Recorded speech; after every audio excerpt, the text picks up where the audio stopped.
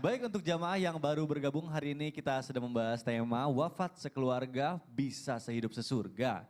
Dengan bintang tamu kita yang sangat luar biasa, senior saya, Kang Dwi Andika, Masya Allah. Kami juga luar biasa. Senior dalam sinetron ya. Iya. Dalam rumah tangga. Wah, itu lagi balik lagi, saya nggak mau ikutan, jangan pulang, belum selesai acaranya. Nah, Tadi Masih ada ada nih. yang keganjel, nggak enak ini Duduk kursi. dulu. Ya Allah. Baik jamaah, insya Allah nih ya kita akan lanjut lagi membahas tema kita yang sangat luar biasa. Tapi sebelumnya saya mau ngajakin dulu jamaah untuk nonton dulu tayangan berikut ini. Silakan.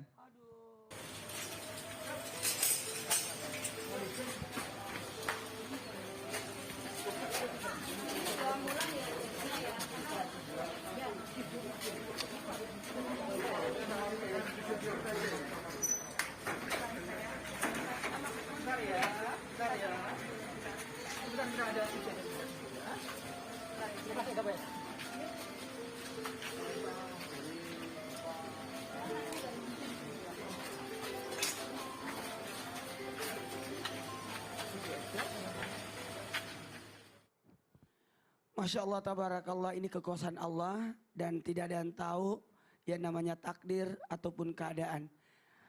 Pertanyaannya menarik dan banyak yang bertanya. Anak kecil ada malaikat sehingga selamat dari kecelakaan. Dan so jauh-jauh tsunami di Aceh. Betapa banyak anak yatim, betapa banyak anak piatu, yatim piatu dan sebagainya. Lah, justru yang selamat anak-anak. Bagi manusia ada malaikat muakibat. Malaikat yang senantiasa mengikuti yang bergiliran di muka dan di belakang. Mereka menjaga atas perintah Allah. Dan ingat, anak itu didorong 3.600 malaikat. Anak itu ditemani ketika lahir 3.600 malaikat yang menyertai anak tersebut. Sehingga anak itu senantiasa dikatakan anak masih malaikat. Dan ketika dia sudah pintar ngomong, maka pergilah malaikat sebagian. Ketika dia sudah bisa jalan, maka pergilah malaikat sebagian. Dan ketika sudah anak itu sudah sebesar Ustaz Syam, ya, jadi sisa malaikatnya itu agak berkurang dibandingkan adiknya Ustaz Syam, Aisyah. Kenapa? Bahwa manusia itu hidup disertai 4 malaikat. 2 malaikat yang mencatat dan 2 malaikat yang menjaga. 1 di depan dan 1 di belakang yang menjaga tersebut. Sementara yang mencatat 1 di kanan dan 1 di kiri. Maka mereka diistilahkan malaikat muakibat yang mereka silih berganti. Ada yang datang di siang hari dan ada yang datang di malam hari. Makanya kita tidak boleh menghujat orang, menghina orang, mencaci orang, menjelekkan orang. Bisa jadi dia tidak marah, tapi yang marah itu adalah malaikatnya. Kembali lagi, gimana dengan anak-anak yang banyak selamat dalam peristiwa atau apapun, ternyata anak-anak kecil itu lebih banyak selamat. Ketahuilah mereka itu dijaga oleh Allah dalam bentuk penjagaan kasih sayang yang luar biasa. Mulai dari rahimnya, di rahim ibunya, kemudian dilahirkan dengan didorong 3.600 malaikat. Lalu ditemani sampai dia bisa mandiri dan bisa mampu hidup. Mohon maaf tanpa menggurui, karena malaikat itu adalah bentuk penjagaan, bantuan dari Allah, kasih sayang dari Allah. Maka kalau ditanya, gimana dengan anak-anak yang selamat? Ada nggak malaikat yang menjaganya? Jawabannya ada. Malaikat yang menjaganya yang diutus oleh Allah untuk menjaga hambanya. Karena ingat, tetap kembali lagi, yuladu alal fitrah, anak itu adalah fitrah. Fitrah, Masya Allah. Tapi kita juga jangan lupa sebelum bepergian kita harus selalu berdoa, minta berlindung sama Allah ya. Jangan gara-gara tenang aja ternyata udah dilindungin sama malaikat nih anak saya. Pertanyaannya, Anda masih anak-anak. Nah itu dia pertanyaannya kembali lagi.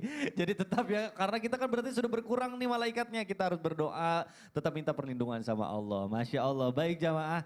Nih karena kebetulan hari ini spesial sekali kita kedatangan bintang tamu kita, Kang Dwi Andika. Kayaknya masih ada yang mau ditanyain nih sama Kang Dwi Andika sama guru-guru kita di sini. Silakan Kang. Iya Pak Ustadz, pengen bertanya lagi nih. Iya, apa yang mau ditanyakan? Nah, apakah benar ada amalan-amalan khusus agar keluarga atau pasangan bisa sehidup sesurga? Amalannya untuk sehidup sesurga? Silakan Ustaz Sam. Kirain Ustadz Maulana yang mau jawab. Bisa Kang Dika aja. sampai keheran gitu loh Ustaz. Tapi Ustaz Silakan, Maulana, Guru. Ustaz Hilman, Kang Dika, Kang Mikdad, insya Allah. Bagaimana agar kita bisa sehidup sesurga, Masya Allah. Yang pertama adalah ciptakan surga itu di dunia dulu. Ya, Masya jadi Allah. jangan menanti-nanti surga di akhirat tanpa membangun surga di dunia. Makanya ada ungkapan baiti jannati, rumahku adalah surgaku. Maka jadikan rumah kita adalah surga kita di dunia bersama dengan keluarga kita, bersama dengan anak-anak kita insya Allah. Dan jamaah Islam itu indah sudah dimulai di pagi hari ini dengan menjadikan rumahnya surga yang di majelis ilmu dan beribadah bersama di dalamnya. Bukankah tadi di awal segmen kita sudah menyampaikan bahwasanya mereka para penduduk surga akan meminta kepada Allah, ya Tuhan kami dahulu aku bersamanya berpuasa. Maka subhanallah para ibu yang dimuliakan Allah subhanahu wa ta'ala, para pasangan yang dimuliakan Allah subhanahu wa ta'ala. Misal nih suaminya lagi puasa, ibu jangan mau kehilangan pahala puasa juga. Bagaimana caranya? Meskipun ibu enggak ikutan puasa sunnah, ibu yang sediain sahurnya. Maka sang suami akan berkata kepada Allah, ya Allah istriku memang malas puasa dahulu. Tapi dia yang bangun duluan untuk masak sahur. Subhanallah.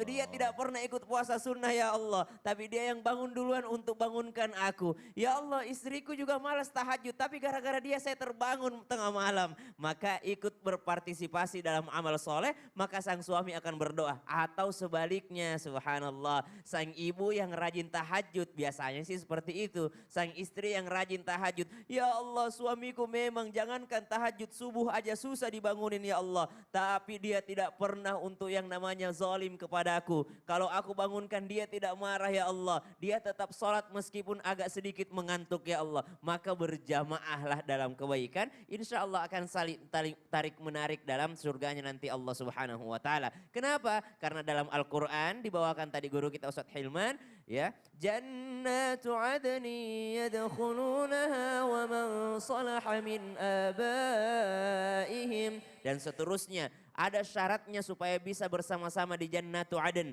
Apa itu? Salaha, harus soleh. Jadi kalau suaminya soleh jangan soleh sendirian. Ikutkan istrinya menjadi istri soleha. Jangan soleh berdua. Ikutkan anak-anak menjadi anak yang soleh dan solehah pula. Maka dari itu ada ungkapan. Ada seorang orang tua tidak mau bangunin anaknya sholat subuh. Dia takut anaknya nanti kecapean, masih ngantuk subhanallah. Mungkin ibu tidak pernah berpikir di dunia saja kalau rumah kebakaran kita bangunin anak. Nah anak-anak bangun kebakaran rumah. Ini baru kebakaran dunia. Bagaimana jikalau kebakaran di akhirat? Sungguh orang tua tidak akan pernah tega jika kalau anaknya terbakar di nerakanya Allah subhanahu wa ta'ala. Waduh Masya Allah luar biasa. Ini analoginya nih. Jadi kadang saya suka nggak tega nih misalnya ngajarin anak gitu ya sholat Iya, bangunin. benar. Padahal itu tadi luar biasa analoginya. Di sini aja kalau misalnya ada kebakaran kita bangunin anak kita supaya selamat ya. Siap. Apalagi ini supaya nggak kebakaran nanti di akhir. Aduh Subhanallah. Masya Allah terima kasih Ustaz Syam.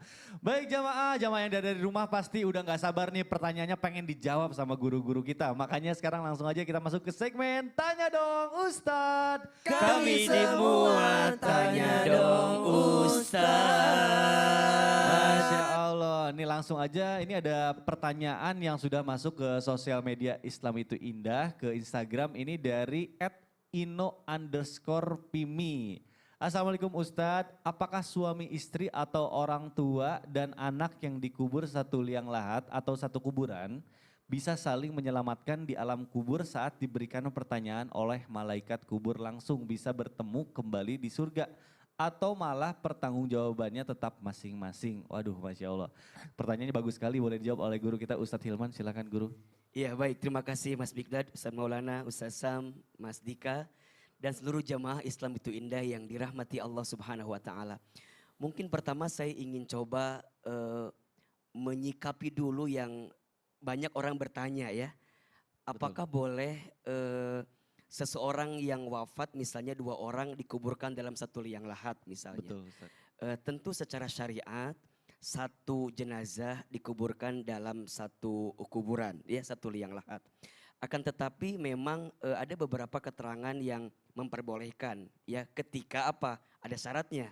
Satu darurat, misalnya kondisi tanahnya memang berkurang atau dalam keadaan perang, dalam keadaan wabah itu menjadi boleh. Atau yang kedua juga karena dia adalah satu muhrim gitu ya. Orang tua dengan anak, pasangan. Tapi itu dengan kondisi darurat gitu ya. Tapi secara syariat tidak boleh. Satu jenazah dikuburkan dalam satu liang lahat. Kemudian kita menyambung pertanyaan yang tadi. Sesungguhnya setiap kita akan diminta pertanggungjawaban sesuai dengan apa yang kita lakukan. Betul. Maka kata Nabi SAW, apabila seorang wafat akan terputus semua amalnya kecuali 3 perkara. Yang pertama sedekah jariah, yang kedua ilmu yang bermanfaat, 3 doa anak soleh yang mendoakan. Saya coba jelaskan ini sedikit demi sedikit ya. Pertama sedekah jariah. Apa itu sedekah jariah? Setiap kebaikan yang dia lakukan tapi pahalanya mengalir walaupun dia sudah wafat gitu. Simpelnya adalah teruslah berbuat baik karena kita nggak pernah tahu kebaikan mana yang akan mengantarkan kita ke surga. Kita nggak pernah tahu kebaikan mana yang akan menjadi penutup dari setiap amal kebaikan kita dalam hidup. Yang kedua ilmu. Kalau kita dapat ilmu, sampaikan kepada orang lain. Karena boleh jadi mohon maaf ya. Misalnya pemirsa hari ini nonton Islam itu indah. Pakai story misalnya di Instagram. Kemudian kita share. Kita nggak pernah tahu boleh jadi ada mereka yang baca mendapatkan hidayah dari apa yang kita upload itu gitu. Dan itu ilmu yang bermanfaat luar biasa. Dan yang ketiga, anak soleh yang mendoakan. Punten mohon maaf, ketika memahami anak soleh bukan hanya anak kandung.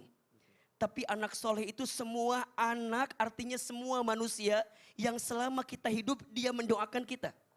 Pesannya apa? Cari sahabat yang baik, cari teman yang baik, jadi pasangan yang baik, jadi keluarga yang baik. Kenapa? Karena kesolehan mereka akan menjadi doa yang sampai kepada kita ketika nanti kita kembali kepada Allah Subhanahu wa taala.